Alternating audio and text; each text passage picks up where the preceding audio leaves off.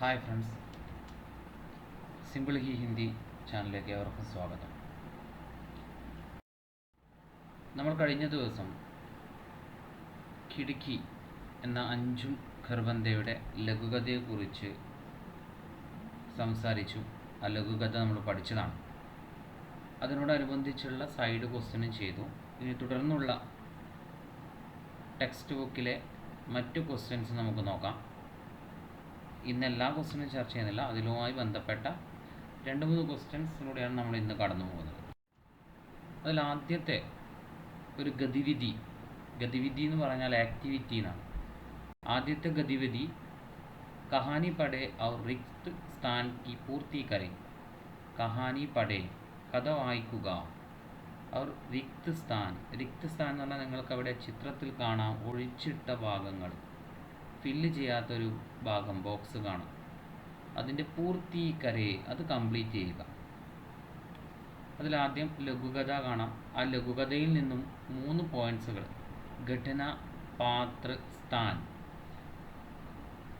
ഇത് കഴിഞ്ഞ വർഷം 9ാം ക്ലാസ്സിൽ നിങ്ങൾ പഠിച്ചിട്ടുണ്ട്. പട്കഥ എന്ന് പറഞ്ഞ സാധനം എഴുതാൻ. എന്താ പട്കഥ? പട്കഥ കൊണ്ട് ഉദ്ദേശിക്കുന്നത് സ്ക്രീൻ പ്ലേ അല്ലേ, തിരക്കഥ. അപ്പം അത് പഠിക്കുന്നതിന് മുമ്പ് ആയിട്ട് അതിൻ്റെ ഒരു ലഘൂകരിച്ച ഒരു ഐഡിയ തരാനാണ് ഇവിടെ പറഞ്ഞിട്ടുള്ളത്. ഇത് തുടർന്ന് നമ്മൾ അടുത്ത ക്ലാസ്സിൽ പട്കഥയുടെ മുഴുവൻ ഫോർമാറ്റും പഠിക്കും. അതിനു മുമ്പായിട്ട് നമുക്ക് ഈ കാര്യം നോക്കാം. അപ്പോൾ ഒരു പട്കഥ എഴുതുന്ന സമയത്ത് നമുക്ക് വേണ്ട പ്രധാനപ്പെട്ട കാര്യങ്ങളാണ് ആ 3 പോയിൻറ്റുകൾ: ഘടന, പാത്ര, സ്ഥാൻ എന്ന് പറയുന്നത്. ബാക്കി നമ്മളോട് ഫില്ല് ചെയ്യാനാണ് പറഞ്ഞിട്ടുള്ളത്. അതിൽ ഘടന എന്ന് പറഞ്ഞാൽ എന്താ? ഘടന എന്ന് പറഞ്ഞാൽ സംഭവം, ഇൻസിഡൻറ്റ്. അതായത് തന്നിരിക്കുന്ന ഭാഗത്തെ ഇൻസിഡൻറ്റ് എന്താണ്. ഇപ്പോൾ ഒരു തിരക്കഥ എഴുതാൻ തന്നു പരീക്ഷയ്ക്ക്, അപ്പോൾ ഘടന എഴുതണം. അപ്പോൾ അത് ഏത് ഇൻസിഡൻറ്റുമായി ബന്ധപ്പെട്ട് കിടക്കുന്നതാണ്. നമുക്ക് ഈ പാഠം മൊത്തമാണ് എടുക്കേണ്ടത്. പിന്നെ അതിൽ പാത്രം എന്ന് പറഞ്ഞാൽ ക്യാരക്ടേഴ്സ്, കഥാപാത്രങ്ങൾ ആരൊക്കെയാണെന്നാണ് പിന്നെ പറയുന്നത്.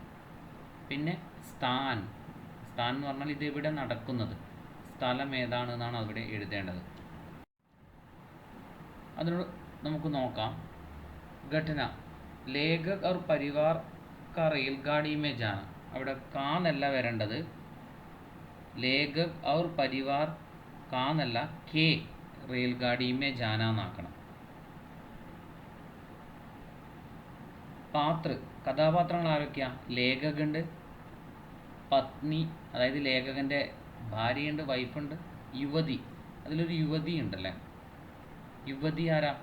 वो ഷാൾ ബേച്ചിനെ വാലി യുവതി, ജമ്മു की ഷാൾ ബേച്ചിനെ വാലി യുവതി ഉണ്ട്, അതാണ് യുവതി.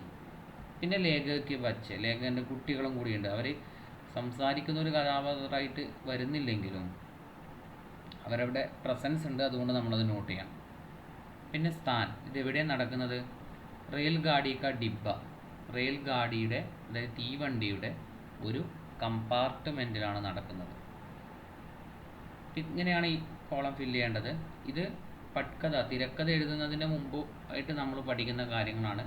അടുത്ത ക്ലാസ്സോടനുബന്ധിച്ച് ഈ തിരക്കഥ ഇലാബറേറ്റ് ചെയ്തിട്ട് അതിൻ്റെ ഫോർമാറ്റ് നമ്മൾ പഠിക്കും, ഒരു തിരക്കഥ തയ്യാറാക്കുകയും ചെയ്യും. അടുത്ത എക്സസൈസ് ആക്ടിവിറ്റി വരുന്നത് നമൂനയ്ക്ക് അനുസാർ വാക്യോं को बदल कर लिखे. നമൂനെ, എന്താ നമൂന? നമൂന എന്ന് പറഞ്ഞാൽ മാതൃക. അപ്പം നമൂനയ്ക്ക് അനുസാർ, മാതൃക അനുസരിച്ച്, വാക്യോं को, സെൻറ്റൻസിനെ ബദൽക്കർ ലിഖെ. ബദൽക്കർ ലിഖെ എന്ന് പറഞ്ഞാൽ മാറ്റി എഴുതൂ എന്നാണ്. ആദ്യത്തെ സെൻറ്റൻസ് നമുക്ക് നോക്കാം. ഷാദി കാ ബുലാവ ആയ, അല്ലേ, ഷാദി കാ ബുലാവ ആയ എന്നുള്ളത്. രണ്ടാമത്തെ സെൻറ്റൻസ് ഷാദി കാ ബുലാവ ആയാ ഥാ. അവിടെ ആയാന്ന് ബ്ലാക്ക് ആൻഡ് ചെയ്തിട്ടുണ്ട്, ആയാ താന്ന് ബ്ലാക്ക് ആൻഡ് ചെയ്തിട്ടുണ്ട്. നമുക്കറിയാം താന്ന് വരുന്നത് പാസ്റ്റ് ടെൻസിലാണ്, അതുപോലെ ആയാന്ന് വരുന്നതും പാസ്റ്റ് ടെൻസാണ്. അപ്പോൾ പാസ്റ്റ് ടെൻസിലെ 2 വെറൈറ്റി അല്ലെങ്കിൽ എന്ന കാറ്റഗറിയാണ് ഇവിടെ സൂചിപ്പിച്ചത്. അത് ലാസ്റ്റ് നമുക്ക് പറയാം. അത് ഡീറ്റെയിൽ ആയിട്ട് നമുക്ക് വരും ക്ലാസ്സുകളിൽ പഠിക്കേണ്ടതുണ്ട്. പത്നി ബാത്തോ മേ മഷ്ഗൂൽ ഹോ ഗയി. അവിടെ വന്നത് പത്നി ബാത്തോമേ മഷൂൽ ഹോ ഗയി തീ എന്നാണ് വന്നത്. ആദ്യത്തേൽ താന്നും രണ്ടാമത്തേൽ തീ എന്നാണ് വന്നത്. അതെന്തുകൊണ്ടാണ്? അത് നമുക്ക് ഒന്നാമത്തെ സെൻറ്റൻസ് നോക്കിയാൽ മനസ്സിലാവും. അവിടെ ആയാന്ന വന്നത്, ആയാ അല്ലേ, പുല്ലിംഗ വന്നത്, അതുകൊണ്ടാണ് ആയാഥ എന്ന് വന്നത്. രണ്ടാമത്തെ നോക്കുക, ഗയി ഈല എൻഡ് ചെയ്യുന്നത്, അപ്പോൾ സ്ത്രീലിംഗാണ്, അതുകൊണ്ടാണ് ഗയി തീ എന്ന് വന്നത്. മനസ്സിലായോ? ഇനി ബാക്കിയുള്ള സെൻറ്റൻസുകൾ അതിനനുസരിച്ച് നമ്മൾ പൂരിപ്പിക്കണം. നമുക്ക് നോക്കാം. അവിടെ ലഡുക്ക ബെഞ്ച് പർ ബൈറ്റാത്താന്നാണ് ടെക്സ്റ്റ് ബുക്കിൽ തന്നത്. അപ്പം അതിൻ്റെ ആൻസർ ഇതാണ്. ആ താ അവിടെ നിന്ന് ഒഴിവാക്കണം, അത്രയും നമ്മൾ ചെയ്യേണ്ട. അപ്പോൾ ലഡുക്ക ബെഞ്ച് പർ ബൈഠ. അടുത്ത sentence Meenu Bazaar Ki or ചലി തീ. അവിടെ നിന്ന് ആ തീ ഒഴിവാക്കുന്നു.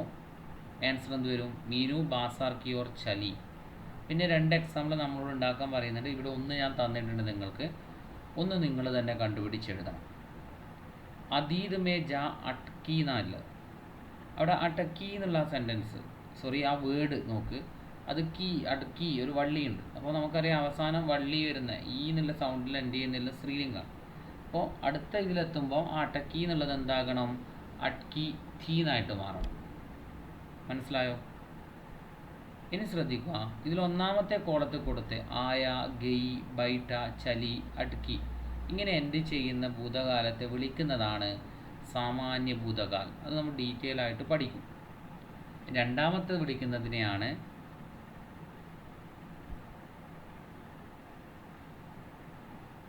പൂർണ്ണഭൂതകാൽ. ക്ഷമിക്കണം, അവിടെ ആസന്നഭൂതം എന്നാണ് കൊടുത്തിട്ടുള്ളത്. ആസന്നഭൂതം എന്നല്ല, അത് പൂർണ്ണഭൂതകാൽ എന്നാണ്. ഓക്കെ, പൂർണ്ണഭൂതകാൽ എന്നാണ് അവിടെ വരേണ്ടത്. ഇനി ഒരു ക്വസ്റ്റ്യൻ ആണ്, आपके स्कूल में खिड़की नाटक का नाटकीकरण बार मंजीकरण होने वाला है. നിങ്ങളുടെ സ്കൂളിൽ കിടുക്കി എന്ന് പറയുന്ന നാടകമല്ല, കിടുക്കി എന്ന് പറയുന്ന എന്താണ്, ലഘുകഥ, അതിൻ്റെ നാടകീകരണം ചെയ്യുന്നു, അത് നാടകമാക്കി മാറ്റുന്നു. അല്ലെങ്കിൽ മഞ്ചീകരണം, അത് സ്റ്റേജിൽ അവതരിപ്പിക്കുന്നു. അതിനു വേണ്ടിയിട്ടൊരു പോസ്റ്റർ തയ്യാറാക്കണം. ശ്രദ്ധിക്കുക, ഒരു പോസ്റ്റർ തയ്യാറാക്കുമ്പോൾ വേണ്ട മിനിമം ഘടകങ്ങളാണ് ഇവിടെ കൊടുത്തിട്ടുള്ളത്. നമുക്കറിയാം, ഇത് പോസ്റ്റർ 2 തരത്തിലുണ്ട്. പോസ്റ്റർ 2 തരത്തിലുള്ള കാര്യങ്ങളെക്കുറിച്ച് അറിയാൻ ഇതിന് മുമ്പത്തെ വീഡിയോ നിങ്ങൾ സെർച്ച് ചെയ്താൽ നിങ്ങൾക്ക് മനസ്സിലാകും. അപ്പോൾ പോസ്റ്റർ 2 തരത്തിലുള്ളത്. ഒന്ന് പ്രോഗ്രാം പോസ്റ്ററാണ്, അതായത് എന്തെങ്കിലും പരിപാടി നടക്കുമ്പോൾ എഴുതുന്ന പ്രോഗ്രാം പോസ്റ്റർ. ഹിന്ദിയിൽ അതിന് കാര്യക്രം പോസ്റ്റർ എന്ന് പറയും. ഇനി പ്രോഗ്രാം അല്ലാതെ എന്തെങ്കിലും മെസ്സേജ് കൊടുക്കേണ്ട പോസ്റ്റർ ആണെങ്കിൽ അതിനെ നമ്മൾ വിളിക്കും സന്ദേശാത്മക പോസ്റ്റർ. ഇവിടെ നാടകം അവതരിപ്പിക്കലാണ്, അല്ലെങ്കിൽ സ്റ്റേജിലൊരു പരിപാടി അവതരിപ്പിക്കലാണ്. അപ്പോൾ തീർച്ചയായിട്ടും സ്റ്റേജിൽ പരിപാടി അവതരിപ്പിക്കുമ്പോൾ എന്തായിരിക്കണം? പ്രോഗ്രാമാണ്. അപ്പോൾ കാര്യക്രം പോസ്റ്റർ പ്രോഗ്രാം പോസ്റ്ററാണ്. ആദ്യം തന്നെ സ്കൂളിൻ്റെ പേര് എഴുതുക. അത് ഏതെങ്കിലും ഒരു സ്കൂളിൻ്റെ പേര് എഴുതുക, ഇന്നത് വേണം നിർബന്ധമില്ല.